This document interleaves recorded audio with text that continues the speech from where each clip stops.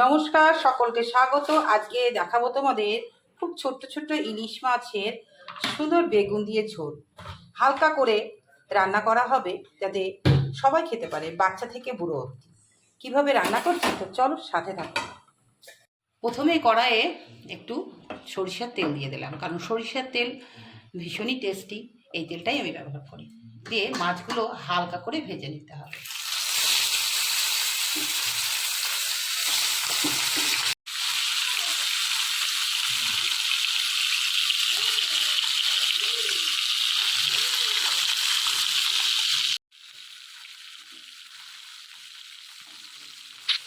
মাছগুলোকে খুব হালকাভাবে ভাজতে হবে, বেশি ভাজলে কিন্তু এর টেস্ট নষ্ট হয়ে যাবে। আর একটা কথা কি, এই প্যানে রান্না করলে ভীষণই ভালো, বেশ সলা সলা, মাছ একটাও ভাঙে না, এটাই ভালো লাগে। তবে একটা কথা, এতে বেশি তেল লাগে।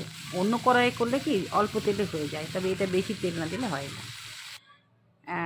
আজকের উপকরণ কী কী লাগছে দেখো। বেগুন লাগছে, আলু লাগছে, কাঁচা লঙ্কা, হলুদ, গুঁড়ো জিরে, লবণ, এই হচ্ছে উপকরণ। এই দেখো রেডি হয়ে গেছে মাছ, ভেজে ফেলেছি। এবং প্রথমে সরিষার তেলে কিছুটা জিরে দিয়ে আলুগুলো দিয়ে দিলাম।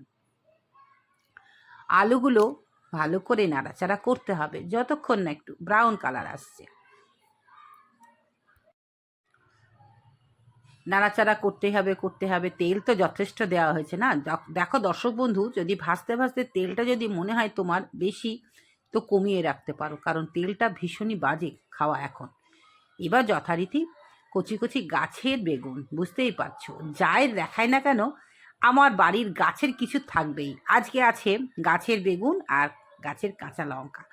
আলুটা ভাই আমার না, কারণ আলু খুব অল্পই তৈরি করি। সেই যখন তৈরি করি 1 মাস খাই, ব্যাস তার মধ্যেই শেষ হয়ে যায়। আর সরিষার তেলও ভাগ্যচক্রে এখন আর বাড়িতে হয় না।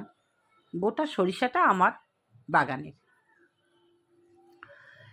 এবার ভালো করে সুন্দর করে ভাজতে হবে। এমতো অবস্থায় যদি অল্প একটু লবণ দেওয়া যায় তাহলে ভীষণই ভালো নরম হয়ে যাবে সহজেই।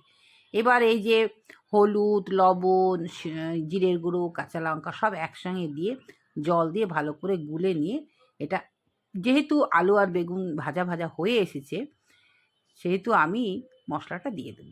দিয়ে মশলাটা কষিয়ে নেব।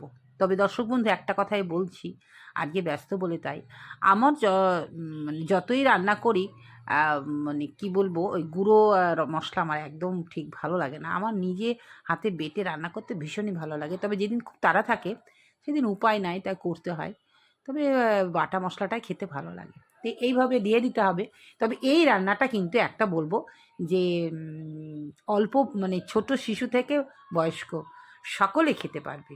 কারণ আমার ঘরে আমার ছোট্ট নাতি আছে, সে এইটা খায়। দেখো অর্ধেক ভাজা ভাজা হয়ে গেছে।